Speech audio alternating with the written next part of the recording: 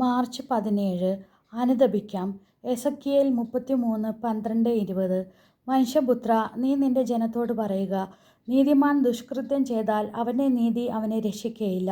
ദുഷ്ടൻ ദുർമാർഗ്ഗത്തിൽ നിന്ന് പിന്തിരിഞ്ഞാൽ അവൻ തൻ്റെ ദുഷ്ടത മൂലം നശിക്കുകയില്ല. നീതിമാൻ പാപം ചെയ്താൽ തൻ്റെ നീതി മൂലം ജീവിക്കാൻ അവന് സാധിക്കുകയില്ല. ഞാൻ നീതിമാനോട് അവനെ തീർച്ചയായും ജീവിക്കുമെന്ന് പറയുകയും അവൻ തൻ്റെ നീതിയിൽ വിശ്വാസം അർപ്പിച്ച് തിന്മ പ്രവർത്തിക്കുകയും ചെയ്താൽ അവൻ്റെ നീതിനിഷ്ഠമായ ഒരു പ്രവൃത്തിയും ഞാൻ ഓർക്കുകയില്ല. അവൻ തൻ്റെ ദുഷ്കൃത്യത്തിൽ തന്നെ മരിക്കും.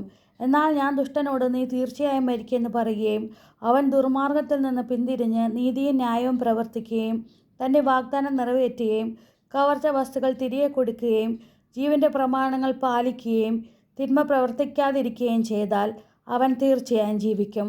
അവൻ മരിക്കുകയില്ല. അവൻ ചെയ്തിട്ടുള്ള യാതൊരു പാപവും അവനെതിരെ ഓർമ്മിപ്പിക്കപ്പെടുകയില്ല. അവൻ നീതിയും ന്യായവും പ്രവർത്തിച്ചിരിക്കുന്നു. അവൻ തീർച്ചയായും ജീവിക്കും. എന്നിട്ടും കർത്താവിൻ്റെ മാർഗം നീതിരഹിതമാണെന്ന് നിന്റെ ജനം പറയുന്നു. നീതിരഹിതമായത് അവരുടെ തന്നെ മാർഗമാണ്. നീതിമാൻ നീതിയിൽ നിന്ന് വ്യതിചലിച്ച് തിന്മ പ്രവർത്തിച്ചാൽ അവൻ അതിനാൽ മരിക്കും. ദുഷ്ടൻ ദുഷ്ടതയിൽ നിന്ന് പിന്തിരിഞ്ഞ് നീതിയും ന്യായവും പ്രവർത്തിച്ചാൽ അവൻ അതിനാൽ ജീവിക്കും. എന്നിട്ടും കർത്താവിൻ്റെ മാർഗം നീതിരഹിതമാണെന്ന് നിങ്ങൾ പറയുന്നു. ഇസ്രായേൽ ഭവനമേ, നിങ്ങൾ ഓരോരുത്തരും അവരവരുടെ പ്രവൃത്തികൾക്കനുസൃതമായി ഞാൻ വിധിക്കും. പ്രാർത്ഥന.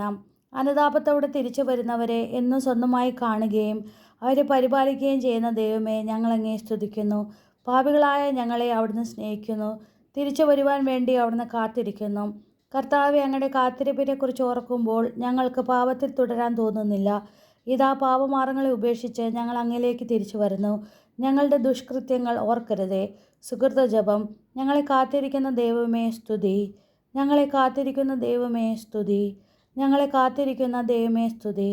നമ്മുടെ കർത്താവായ മിശിഹായ്ക്ക് സ്തുതി.